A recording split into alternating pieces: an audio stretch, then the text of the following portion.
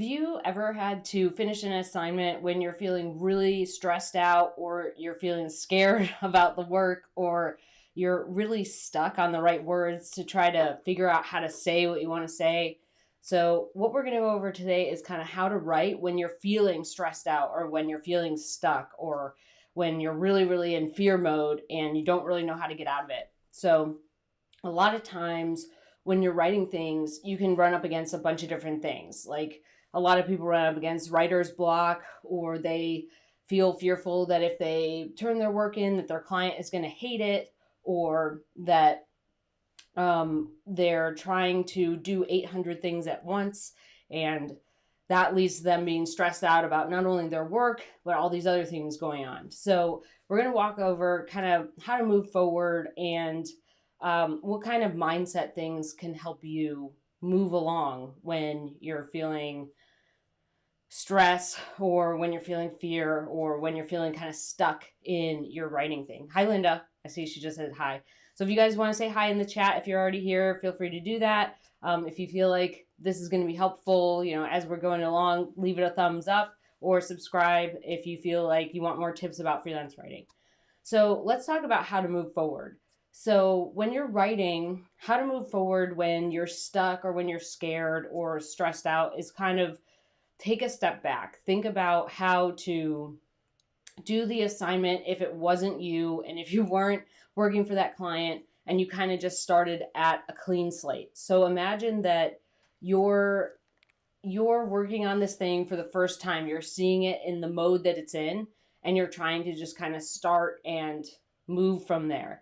So one of the things that I think makes writers get stuck or when they're in fear or when they're stressed out is like their mind is just running and they can't grab onto a clear thought. They're kind of reaching for too many things, or they're just kind of sitting there trying to think of the perfect thing to say, or they're trying to make it so the editor hires them again. But really, you can only do the best that you have right now. And that's kind of why I've always kind of liked that write one day, edit the next day, because you can kind of clear out all the gunk. And when you look at it the next day, it's like you're looking at a different piece. So when you're trying to move forward, let's say it's stress, I think it's best to just give yourself a time block. So just say, I'm not going to worry about anything else. I'm just going to finish this piece and just worry about all the other stuff later. If we try to worry about everything at once, we can't actually focus on the thing we're working on. So try to separate the stress of other things just for a little bit. And if it's all these other projects, let's say you have a ton of other projects that are going on and you're worried about completing them all or not losing clients or getting paid, or you have stuff with online school, or there's all these other factors, just try to block it out for a little bit and do just that one little piece. Just do that one piece that you're working on. Just write a barf draft and then work on the editing the next day. If you're scared about the piece, like I've been fearful about turning pieces in because I've been worried what my editors are going to say, or if they're going to think I'm dumb, or if they think I'm stupid, or if they think I don't know what I'm doing. I think I kind of fall back on that idea of like, this is the best that I can do right now. I'm trying really hard. I'm not slacking off. I've done all these different things. I've tried to get the right sources. I've tried to get the right research. I've tried to pull all these different things together. And the best that I can do right now is this. And if that doesn't work for this editor, it doesn't mean that I can't ever work with them again. It just means right now maybe we're not a fit. So if you're fearful about turning in your assignment, I think the idea, the mindset of like, this is the best that I'm doing right now. I'm not slacking off. I'm trying really hard, really helps.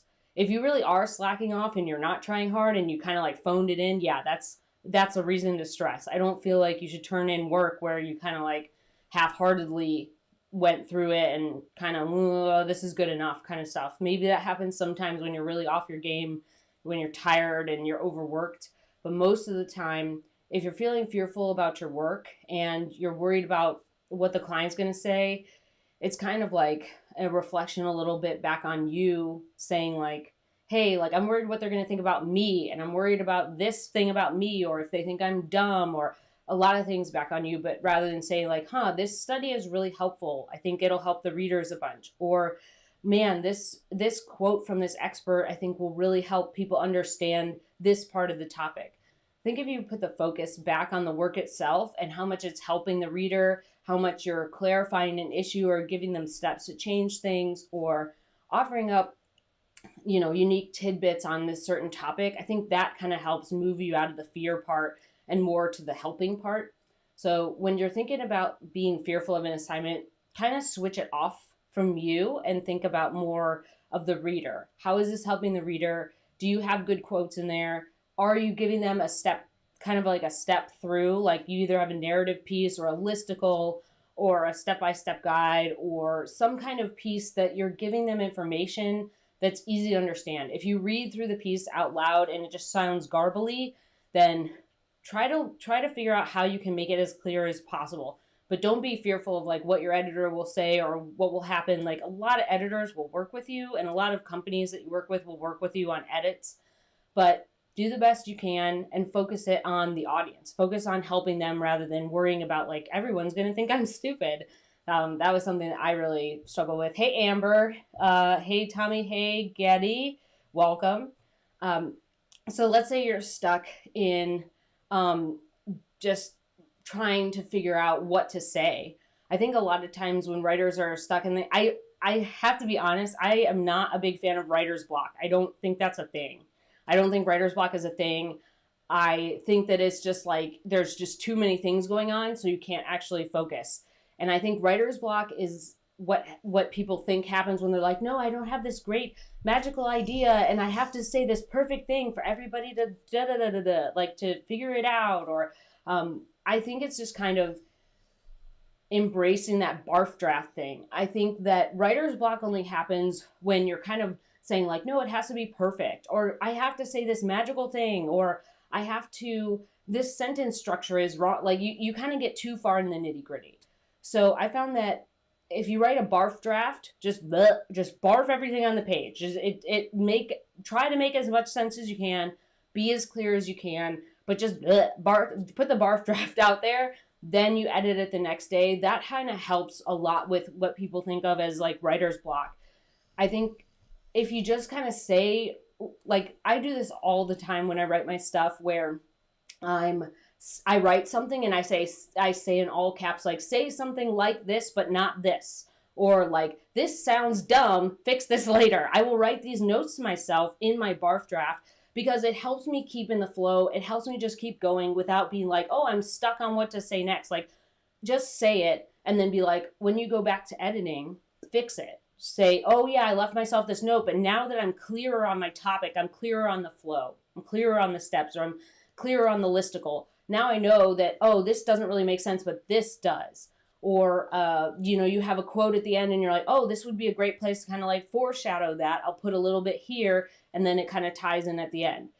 There's a lot of things that I think people think of as writer's block is just, they don't know what to say next because they didn't write an outline, or they don't have a full idea of what the piece, how it should flow, or how the numbers should align, or how they should kind of put together the quotes in a certain order. Or I find that that's kind of, they're just not giving themselves enough tools to get through it. So I think at least for me, I used to be a non-outline person. I used to hate writing an outline. I used to never do it. And I used to fight it real hard. Like I was really anti-outline. But I learned that if I just write this bare bones outline, like literally just headers, right? Hey, like this is the intro. This is talk about why this is this. Then the next part is how does this work? And then the next piece is why are we doing this? And then the next one is like, let's sum it up here. And here's kind of our main point that we want to make. As long as I have those headers, I can organize my quotes. I can organize my research. I can organize my thoughts, and then I can write my barf draft. If you're kind of working from nothing and you don't have a lot of information for each section, then you're going to struggle. You have to fill it out. I kind of think of it as you have, this is going to sound silly, but I kind of think of it as like your outline is like your Thanksgiving dinner. Your barf draft is like leftovers the next day, and then your edit is like the one sandwich that you can make from like the barely little bits that are left over.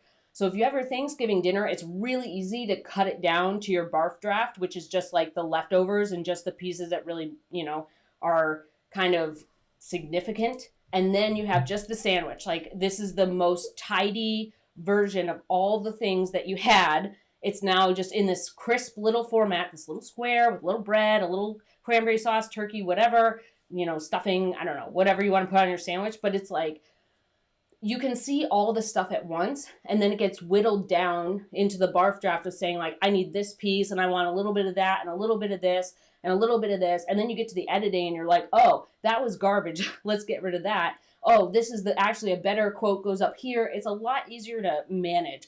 But if you start with really bare bones, outline, and you have nothing to really put in your draft, then you're going to get stuck. You're going to get stuck on the fact that you don't have anything to whittle down. So for me, a lot of times I always start with a big outline. It's multiple pages long. It could be 10 or 12 pages sometimes it's 6 or 8 pages, but a lot of times it's pretty long. And then as I write my barf draft, I'm deleting things. I'm like, oh, this doesn't make sense. Oh, this doesn't, whatever. And I'm pulling the pieces that work for me. Then when I get to editing, I cut down that by half. So pretty much every single time I'm doing it, it gets cut by half. And that's because I'm refining what I'm thinking. But I'm not getting stuck on the fact that it has to be perfect. I'm not getting stuck on the fact that I don't know what to say. I find sometimes that writers want to say the best things in the barf draft phase. Like, you don't say the best things in the barf draft phase. You say the best things in the editing phase when you're very clear about what the rest of the piece looks like. If you're trying to say the best things in the barf draft, you're missing the point. The point is to get some sort of cobbled together thing that you can then clean up to make it sound really great. Your barf draft is just like, if you literally have to say, like, I think it's this as a sentence, just say that. Just put it down as plainly as you can sometimes, because I think that's where people get stuck. They get stuck on trying to use flowery language. They get stuck on trying to make it sound perfect.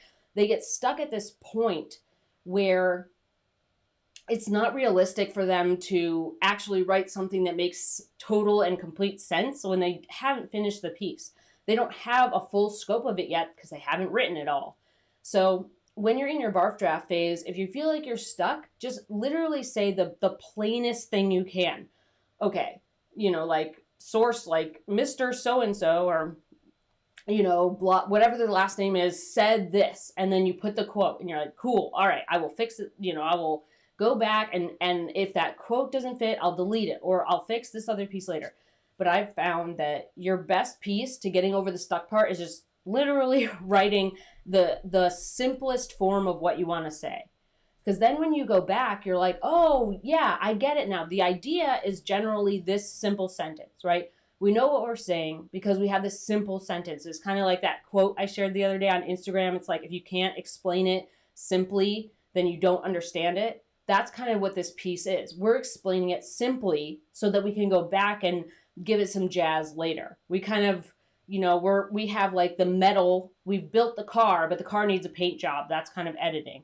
So say it as plainly as you can, and I bet you won't have any more writer's block. That's kind of why I don't believe in writer's block. I feel like there's this thing where we're writers. We want to make it sound good. We want to incorporate our best ideas. We want to make sure that it keeps our readers excited and reading and learning the material, right? Learning whatever's in the article. But in order to get to that piece, you have to just say it as plainly as you can, because if you don't, then you don't understand it. Then you end up writing all this flowery stuff that makes no sense. And when you come back for editing, you're like, I have no idea what I meant here. I don't know what this is. But if you write it plainly, really easy to figure out how to like flow through for editing. So if you're feeling like you suffer a lot from writer's block, embrace the barf draft. I promise you, like, embrace the outline. Just write everything you can, like all your quotes, all your research, all the thoughts you want to have, like all the things that you learned, like, oh yeah, I want to make this point and I think this is really helpful. All that's in your outline. Embrace the barf draft. It's literally just bleh, all the things. Like, it's going to sound terrible. Like, if I showed you my work before and after, you'd be like, oh, this is two different people, and this one person probably can't read. Like, my first draft is like really bad. It makes no sense. Like when I have someone else read it, like I would never have someone else read it. But the times when I've had them kind of read it, they're just like, I don't know what this is, like what is going on. So like the difference between your barf draft and your final draft will be immense. They will be look like two totally separate pieces by two totally different people if you just embrace the barf draft. That's why it helps you whittle it down. If you just say what you want to say, oh yeah, it's this, generally that, when you get to editing, I find that a good night's sleep also helps kind of clear out all the gunk so that the next day when you look at it, you're like, oh, why would I ever say that? That's dumb. Boop, and you delete it, and then you have a piece that's sharper. So when you're thinking about kind of the mindset piece to this, when you're thinking about finishing your work, when you're stressed out or when you're scared or stuck, the mindset piece is more like moving it away from you, thinking about the reader and how you can kind of help them. Then your mindset piece is kind of like, okay, I just need to get this on the paper. I just need to get these words on the page to say exactly what I mean in the plainest way possible. Blah, let's barf it out. Just, that's what I say in my mind. Blah. And then I kind of think the next addition to that is that I say things out loud. This sounds really silly, and I didn't do this for a long time because I thought it was really dumb. But there's a lot of times when I'm stressed out that I don't do it as much anymore, but I used to do it a lot where I would just say stop out loud. If I was stressing about money, or if I was stressing about deadlines, or if I was stressing about impressing this client, I would literally just say stop out loud. I would just be writing along silently in my little headquarters office where we are right now, just typing. And my mind's like, I'm typing and writing my piece. My mind's somewhere else. My mind's like, oh yeah, don't forget about this thing. And I'm like, stop. And then I would keep typing. And then my mind would be like, oh yeah, don't forget your blah. And I'd be like, stop. And I would just say it out loud. And I found that is really helpful. So if you have a technique that you feel like works for you, for me, it just had saying it out loud kind of clicked my brain, being like, oh yeah, here we are. When I get lost in all my thoughts and like my little land in my mind, I have to say something out loud to kind of wake me up, kind of break me out of that. So I find that if I'm stressing about something, or if I'm fearful about something, or if I'm like stuck or typing or worried about something, I'm just like, just stop, take a deep breath. Okay, let's move forward. Let's kind of let that stuff marinate over here. It can marinate over here. We're not playing with it right now. It's just on a little shelf marinating. We're just leaving it alone. Let's get back to this thing. So I find that kind of breaking yourself out of it, whether it's verbal, right? Like whether you say it out loud and you say like, stop, or maybe you take a drink of water. Maybe you just take a walk around your house and you're just like, I need to physically move to get myself out of here.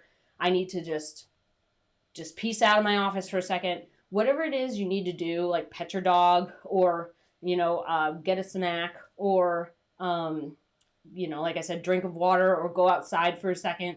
Anything you need to do to kind of break yourself out of this weird thing where you're like, you're in two places at once. You're trying to write a piece here in front of your face, and your mind's like over here being like, hey, don't forget this. Anytime you're in that space, find something that works for you that kind of breaks you out of it. For me, it was the verbal stuff, but for you, it might be something else. Maybe some people are like, I just need to go outside and go for a run. I just need to get this energy out. I just need to get out of here. Maybe that's your thing, or maybe your thing is you do a meditation. Maybe your thing is you listen to some different music, something to break you out of that cycle, right? Because that's kind of what happens, right? We're cycling in this hole where we are stuck and all these things, and stress and fear and being stuck. They're all cycles. We're all stuck in a cycle because it kind of feeds into itself. The more stress, the more things you think about, the more stress you get, the more you're worried about finishing this article, the more stuck you feel, or the more you think about how other people are going to think about your piece, or how your editor is going to think you're stupid and don't know how to do your job, or whatever your fear is, whether you turn it in and they're like, we never want to work with you again, you're the worst writer ever. Whatever your fear is, it could just cycle, right? And then you'd be like, oh, well, if they hate me, everyone's going to hate me. Or if they think I'm dumb, everyone's going to think I'm dumb. It's all this cycle. We're all cycling. I call it working myself into a lather. Like I'm lathering. That's what I'll go and tell my partner is like, I'm lathering right now. And it's just working myself into this lather of like, oh, help. Like, and it's just kind of put it down. Just put it down for a hot second. You can think about it later. Like if you're really that worried about it, if you're really that fearful or stressed out or stuck on something, it'll come back to you. I can promise you, as someone who deals with anxiety, like it will come back. You won't forget it. And if you do, maybe you didn't need to worry about it in the first place. So when you're thinking about all of these different things, think about your mindset and how you can kind of get out of the lather, how you can kind of take a step back, how you can kind of make it about someone that's not you. You know, like I do that too. I do it all the time where I'm worried about making things about me when I'm like, oh my gosh, everyone thinks I'm stupid. Like, why am I doing this? But it's more about helping other people understand things. Our writing is a really important form of communication. It's like one of the oldest forms of communication is writing. And writing to help people understand things. Like a blog post is not just a blog post, and an article is not just an article, and a case study is not just a case study. It's helping people understand things. It's giving them a written thing that they can read and gather information and maybe implement in their lives, or maybe get a new product that'll really help them, or learn something new that they can incorporate later on. But when we start working ourselves into a lather, we're kind of defeating the process of doing good writing. So if you ever feel like you're kind of stuck in this thing and you're kind of, just, you know, think about your mindset. Like, where are you right now? Kind of take your temperature on that and see if there's ways that you can kind of move forward. Like, do a barf draft, write an outline, talk to somebody, say stop out loud, worry about your audience rather than yourself if that's one of your fears. Worry about maybe something else, like put it on the shelf. Be like, cool, I get it. I'm worried. Let's just put that on the shelf right now and we'll figure it out later. So I hope that piece was helpful. I'm going to hop back into the comments. I'm going to give you guys a quick pup date. I only have one on the pup date cam right now, and he's sleeping because the other one has now figured out how to get the Treatos because she's sassy. Can you go lay down? Can you go lay down? I have them in both hands. Can you go lay down? Good job. You're an all-star. Here you go, Bear. Good job. Can we do paw? Can you give me your paw? Good job. All right. Let's see if we can get Bear one more. You have to stay on your little spot, you sass. Come on, sass. Come on, sass.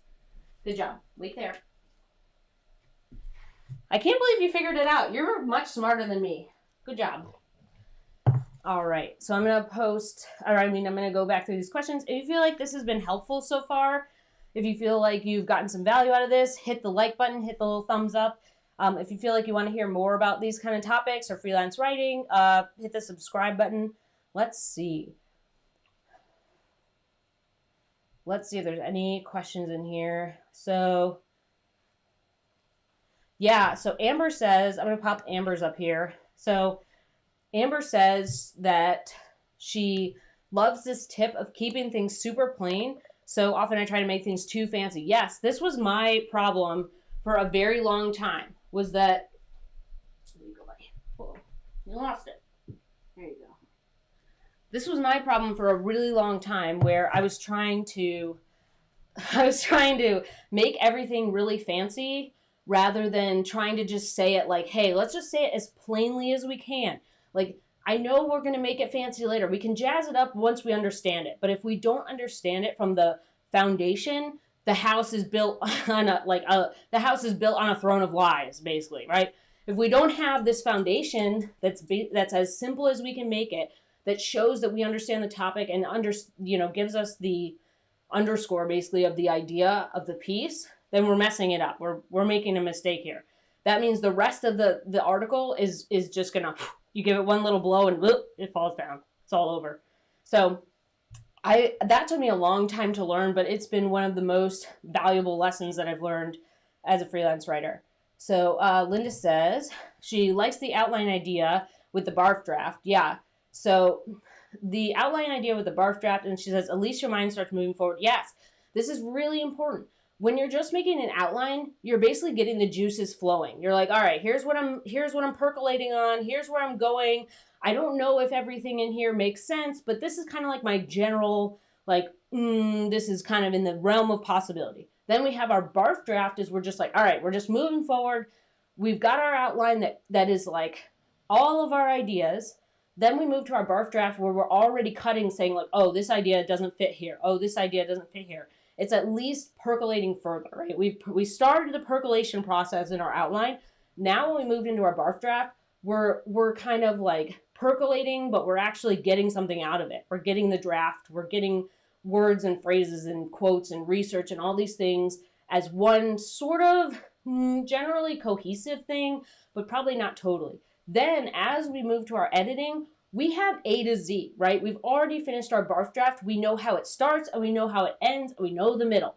So now that we've basically completed the general idea, that's when we start like saying, oh, this like little sentence doesn't fit. This quote, it's not quite as great as I thought. Let's get rid of it. This research is great, but wasn't there that other part of the study that made more sense and now in this new context? Let's do that instead. This is kind of the refinement piece, but every stage of that process kind of keeps you moving forward. It kind of keeps you making sure that you're finishing your stuff in time for your deadline, but also that it's getting sharper and sharper as you move along. So take a pup date when stressed. Yeah, I always take a pup date when I'm stressed. They're actually both there now. So Bo's probably, oh, he's actually awake. Minnie's looking for treats. She's got her interested ears up. I don't know if you guys can see them, but she's got both her interested ears up and they're listening and moving. Let's see. Linda says she likes to wash her hands. Getty says taking a longer walk is good for clearing his head. Yes, I like walks too. Walks help me a lot of times clear my head. I've kind of been off my dog walking schedule, but that was a really good way for me to kind of get up in the morning and and clear my head and kind of get ready for the day. Yeah, let's see. How many drafts do I give myself? Okay, this is a great question, Linda. So how many drafts do I give myself? I do one because I just have a barf draft. So I have one barf draft and then I might have multiple editing drafts. So a lot of times what I have is one outline and it's like, I don't know, 10 to 20 pages, depending on how long the article is and how much information I have. And then I cut that about in half. So it's either 5 to 10 pages. And then I do my editing and then that gets cut in half. And let's say I've done my editing and I'm like, something's wrong with this. I have someone else read it. And then they're like, yeah, this paragraph's janky. Like this doesn't make sense here. I have someone else read it. Then I'll do another one. But if I have someone else read my final draft and they're like, yeah, this makes sense. Like this is great. Then I'm done. But a lot of times, like my barf draft isn't really where I spend time. It's the editing drafts because the refining part is how we kind of step out of our mind and get into the reader's mind. The editing part is where we're like, okay, if someone knew nothing about this topic, they don't know me and how I write. They don't know how I explain things. Does this make sense to them? Like that's why I like having someone else read my work. I don't have them read it as often as I used to. Like when I was kind of getting started, I had my partner read everything that I had because I was just like, I don't know, help. But now it's kind of, every so often I have him read it because I just need someone from an outside perspective to read it. So if he reads it and he says, yeah, this is janky, you need to fix this, this is garbly, then I make another editing draft. If he reads it and it's fine, then I usually read it one more time myself, clean anything up, and send it. But I don't think the barf draft is where you want to spend time. I think the idea of editing is where you want to put your mind. The writing it out, I think, should be one kind of thing. I think you should just write it out, get everything you want, because the deal is that once you go into editing, you can cut it. So when you're in the barf draft, you can add whatever you want. That's what I tell myself. It's like, hey, you can add whatever you want, no matter how silly or how unuseful or whatever. Like if you feel like it's important at this stage, add it. Because in editing, once we have the full scope of our piece from A to Z, we've already completed it, we can cut it out. We can change it, we can clean it, we can do whatever we got to do to it. But for me, I feel like the draft part is not the key piece. It's the editing part where we kind of already have an established idea of what we have, and then we're going to cut it and clean it up. So let's see. Any other questions? Okay, so I think we've kind of gotten up all the questions on here, but that's an important piece that I think is a really, a writing part that people forget is the barf draft. Is they think that everybody kind of writes it and then it's done. I think there's a lot of newer writers and even some seasoned writers that I've met who think that they write an outline and they write a draft and then that's kind of it. Like their draft is, they're like, yeah, I wrote to the word count. It sounds about right. I'm good. And it's kind of like, no, no, it's more about the editing part where we are cleaning it. We are making sure it makes sense. We're doing all this other stuff. But if you're ever feeling like you can't complete an assignment, if you ever feel like you're having trouble with it, the last little piece I'm going to say before I hop off is you can always go back to your editor or go back to the business and ask for an extension if you really feel like you need more time. That's something I just thought of. So if you feel like, man, like I'm really struggling here, I need more time to think about it. I need more editing time. I need more space. I need more space away from the piece to kind of do all these things. You can always go back to your editor and ask if you can get an extension. Sometimes they'll give it to you. Sometimes they won't. But there's been times where I feel like extensions can be really helpful. So if you're ever kind of stuck or scared or you're kind of garbly and you're kind of, basically in a boat with no oars, go back and ask for an extension. If you can't get one, do your best and just kind of say, hey, I did my best. I've sent it. I kind of always think of it as I send my pieces out in a boat. Like I put my piece in a little boat and I let it swim out in the ocean and now it's gone. Like it is now living out in the ocean. Basically, the ocean is like the internet, right? Or, newspaper stands. But I put it in a little boat and I let it float away. And that's my like kind of release process is like I don't hold on to it. I don't get upset about editor changes. I just kind of like release it. And I'm like, goodbye, have a great day.